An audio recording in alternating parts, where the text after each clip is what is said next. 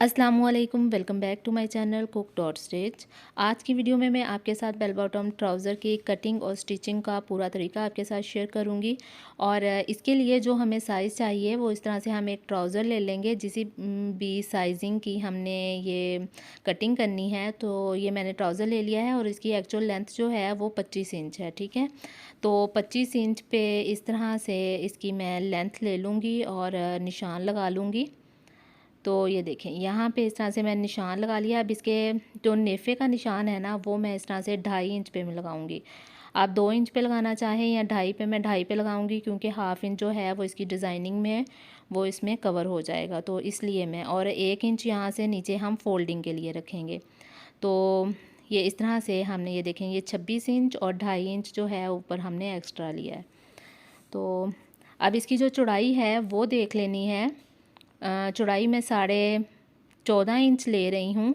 और इस तरह से इसकी लंबाई और चौड़ाई हमने दोनों को हमने काट लेना है। ठीक है, और ये 2 पीस हैं, दोनों को हमने सेपरेट कर लेना है इस तरह से इसकी कटिंग करके। बहुत ही आसान सा तरीका है। और ये जो साइज़ के लिए मैंने ट्राउज़र लिया है, इसकी वीडियो भी मैं ऑलरेडी अपलोड कर चुकी हूँ। और ये बहुत ही आसान तरीके से मैंने बेल बॉटम ट्राउज़र की कटिंग और स्टिचिंग का आपको तरीका जो है वो बताया था। अगर आप इंटरेस्टेड हों तो आप चैनल विज़िट कर सकते हैं और इस ट्राउज़र की कटिंग और स्टिचिंग जो है वो देख सकते हैं। ठीक है, तो ये नेफ़े का इस तरह से मैं स्ट्रेट लाइन इसकी लगा लूँगी। ऊपर नेफ़े का हम निशान लगा लेंगे। अब इसका जो क्रॉच एरिया है ना, वहाँ से हम जो इसका आसन है, इसको हमने देख लेना है कि ये कितने इंच बन रहा है। ठीक है, ये 11.5 इंच बन रहा है, तो 2 इंच हमने इसमें से कम करके 9.5 इंच पे यहाँ पे इस तरह से हमने इसे निशान लगा लेना है। ठीक है, ऐसे हम इसे निशान लगा के, तो ये देखें, यहाँ पे हमने लाइन ड्रॉ कर लेनी है। और अब इसका जो थाई एरिया है ना, उसकी हमने चौड़ाई देख लेनी है। तो ये 13.5 इंच बन रही है। इसको भी हम 2 इंच यहाँ पे कम लेंगे और यहाँ पे अब हम 11.5 इंच पे यहाँ पे मैंने निशान लगाए, मतलब 2.5 इंच कम रख के तो 11 इंच पे निशान लगाया। अब इन दोनों निशानों को हमने आपस में मिला लेना है। आसन को हमने 2 इंच कम रखा है और जो थाई एरिया है उसको हमने 2.5 इंच कम रखा है। यहाँ से इसको अब हम गुलाई में ले जाएंगे। तो अब यहाँ पे देखिएगा आप, 13.5 इंच था, तो ये देखें 13.5 इंच 14 इंच बन रहा है। इसमें हाफ जो इंच है वो इसमें सिलाई में आ जाएगा। और यहाँ तक जो है ये 13.5 इंच, ये देखें, ये पूरा आ गया। अब जो इसका जो क्रॉच एरिया है, जिसे आसन कहते हैं, तो वो हमें 11.5 इंच चाहिए था। तो ये देखें, ये पूरा 11.5 इंच बन रहा है। जब हम इसे यहाँ से ऐसे गुलाई में लेके गए हैं ना, तो वो पूरा हमारा आसन आ गया है। ठीक है, अब ये इतना काम हमारा हो गया है। अब इसके बाद हमने इसको, जो थाई एरिया है ना, इसको हमने देख लेना है, इसको हमने हाफ़ कर लेना है। तो ये तकरीबन 6.25 इंच बन रहा है। ठीक है, तो अब हमने यहाँ पे इसके सेंटर में 6.25 इंच का हमने निशान लगा के यहाँ पे, अब हमने इसके घुटने का निशान लगाना है कि मतलब घुटना कहाँ तक आ रहा है वहाँ तक। या फिर आप सिंपल सा इसका तरीका है कि आप ट्राउज़र को फोल्ड करें और जो उसका हाफ़ बन रहा है ना, वहाँ से आपने 1 इंच आपने बढ़ा के उसे, तो वहाँ पे आपने निशान लगा लेना है। ठीक है, अब अपने घुटने के गिर्द घुमा के उसकी फ़िटिंग जितनी आप रखना चाह रही हैं उस हिसाब से फ़िटिंग इसकी रख लें। या फिर जो आपके पास साइज़ है ना, तो उसको आप जो है वो देख लें कि आप यहाँ से कितनी फ़िटिंग इसकी रखना चाह रही हैं। तो 3.25 है ना, यहाँ पे मैं रख रही हूँ। ठीक है, 6.5 इंच इसकी बन रही थी यहाँ से इसकी फ़िटिंग। तो हाफ़ जो है वो सेंटर में से एक साइड पे आ जाएगा और हाफ़ एक साइड पे आ जाएगा। अब यहाँ पे हमने इसको पहले जो सेंटर है ना वो लाइन ड्रॉ कर लें। तो इसका पंचा जितना खुला रखना चाह रही हैं उस हिसाब से यहाँ पे निशान लगाएं। मैं तकरीबन 10 इंच के करीब यहाँ पे इसका पंचा जो है वो खुला रखूँगी और हाफ़ इंच साइडों पे बढ़ाया है मैंने उसकी सिलाई के मार्जिन के तौर पे। या तो आप साथ ही इसको बढ़ा लें या फिर आप बाद में इस तरह से सिलाई का मार्जिन रख लें। ठीक है, तो अब निशानों को हमने आपस में मिला लेना है। और ये देखें, ये हमारे बेल बॉटम ट्राउज़र की जो शेप है वो हमारी बन गई है। तो बहुत ही आसान सा तरीका है, आप एक दफ़ा इसे बनाएं तो आपको बहुत इजी लगेगा और बहुत ही मतलब कंफर्टेबल रहता है और बहुत अच्छा पहने हुए जो है वो इसकी लुक बहुत अच्छी आती है। तो अब ये देखें, इसी तरह से हमने निशानों को काट लेना है। तो ये हमारे फ्रंट पीस बन गए। अब हमने इसके जो बैक वाले जो पैनल्स हैं ना इस ट्राउज़र के, उनको हमने काटना है। तो फैब्रिक को हम सेट कर लेंगे। इसके ऊपर जो हमने, ये भी डबल है, ठीक है, ये जो हमने कटिंग की है इसको हमने इसके ऊपर रख लेना है और ऊपर से 1 इंच उसको मैंने बढ़ाया है। अगर आप बड़े साइज़ का बना रही हैं तो फिर आप 1.5 इंच रखें बढ़ा के फैब्रिक को, और यहाँ से इसको हमने रेब में ले जाना है तिरछा इस तरह से, ठीक है। और इसके बाद आपने 1/2 इंच इसको जो है वो इस जो मतलब बैक पैनल्स हैं ना उनको 1/2 इंच आपने बढ़ा के फिर आपने उनकी कटिंग करनी है। इसी साइजिंग की आपने कटिंग नहीं करनी, ठीक है। या तो आप इस तरह से मार्क कर लें, अदरवाइज़ आप अगर आपको स्टिचिंग आती है तो आप इसको जो है वो अंदाज़े से भी तो 1/2 इंच जो है फैब्रिक छोड़ के तो इसको आप काट लें। तो अब हमने इसको काट लेना है और यहाँ से हमने इसको ऐसे ही जिस तरह से हमने मार्क लगाए हैं इसी निशान के ऊपर, इन्हीं निशानों के ऊपर हमने इसे काट लेना है, ठीक है। अब ये देखें, ये चारों पैनल जो हैं ट्राउज़र के वो हमने काट लिए हैं, ठीक है। अब इसके बाद जो हमने काटना है इसकी डिज़ाइनिंग के लिए हमें जो कटिंग करनी है, तो सबसे पहले हम ऐसे करेंगे, जो बैक पैनल्स हैं उनको आप बैक साइड पे इस तरह से रखें, सेट कर लें, और जो फ्रंट वाले पैनल्स हैं उनको इसके ऊपर सेट करके रखें। ये देखें, इस तरह से हमने सेट कर लेना है। इसके बाद हमने इनको चारों को ऊपर नीचे रख के तो फिर हमने इसकी जो है वो कटिंग करनी है। ये देखें, इस तरह से हमने इसको रखना है, ठीक है। अब जो हाफ हमने घुटने तक निशान लगाया था, ये 11 इंच बन रहा था, तो यहाँ पे 11 इंच पे निशान लगाऊंगी और बॉटम से 4 इंच पे निशान लगा के इनको मैंने इस तरह से तिरछी लाइन एक ड्रॉ करनी है और इसको मैंने काट लेना है, ठीक है। यहाँ पे ये हमारी कटिंग हो गई है, ठीक है।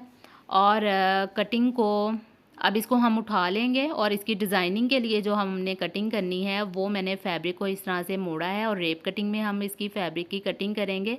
यहाँ से 1-1.5 इंच के करीब एक पट्टी लेंगे, मतलब इस तरह की 4 पट्टियाँ हमें चाहिए, और रेफल्स 1 इंच की हम बना के चुनट्स वाली जो पट्टियाँ होती हैं ना वो हम इसके ऊपर लगाएंगे और 4 पट्टियाँ हम ले लेंगे, ठीक है। मतलब जो हमारे पास साइज़ है ना उससे आपने डबल में फैब्रिक लेना है। अगर आपके पास ट्राउज़र की जो हमने कटिंग की है वो आपके पास 5 इंच बन रही है फॉर एग्ज़ाम्पल, तो आप 10 इंच की पट्टी लेंगी, तो इस तरह से, ठीक है। अब हमने जो इसकी बो बनानी है उसके लिए मैंने ये फैब्रिक काटा है। 2 इंच इसकी जो चौड़ाई है और 3 इंच इसकी मैंने लंबाई ली है, और ये स्क्वायर शेप में है। 2 इंच इसकी चौड़ाई और इसकी लंबाई, ठीक है। ये 4 पीस हैं और ये भी मैंने 4 पीस लिए हैं, 3 इंच और 2 इंच, ये इस तरह से। तो इसकी अब हम बो बनाएंगे, ठीक है। अब इसको साइड से फैब्रिक जो है उसको मैंने फ़ोल्ड किया है और मोटा टांका करके ना, बड़ा टांका करके बखिया, तो उस पे इस तरह से सिलाई लगा के तो ये इस तरह से धागा हम खींचेंगे तो ये इसकी चुनट्स जो हैं वो इसके ऊपर आ जाएंगी और इसकी अब हम यहाँ पे डिज़ाइनिंग करेंगे। और जो हमने कटिंग की है ना उसको हमने ऐसे लगा लेना है और इसके ऊपर अब हम सिलाई करेंगे। तो दोनों साइडों पे, बैक और फ्रंट साइड पे, दोनों पे हमने इस तरह से लगानी है। और ये जो फ्रिल की ऊपर वाली साइड है ना, ये जो उल्टी साइड है वो है और सीधी साइड ट्राउज़र की तरफ है। ये देखें, ट्राउज़र की तरफ थी, अब हमने इसको ऐसे फोल्ड किया है तो ये सीधी साइड जो है वो प्रोमिनेंट हो गई है। अब हमने ये इसका पीस लेना है और इसके ऊपर हमने सिलाई लगा लेनी है और यहाँ पे अब हमने इसे डबल सिलाई करना है, ठीक है। पहले सिंगल लगाएंगे फिर इसके ऊपर डबल लगाएंगे। तो ये दोनों मैंने जो इसके पैनल्स हैं ना उनके ऊपर ऐसे डिज़ाइनिंग कर ली है। अब हम इसकी साइड की सिलाइयाँ लगा लेंगे। साइड की सिलाइयाँ लगाने के बाद उसको फिर मैं ऊपर से सिलाई कर लूँगी।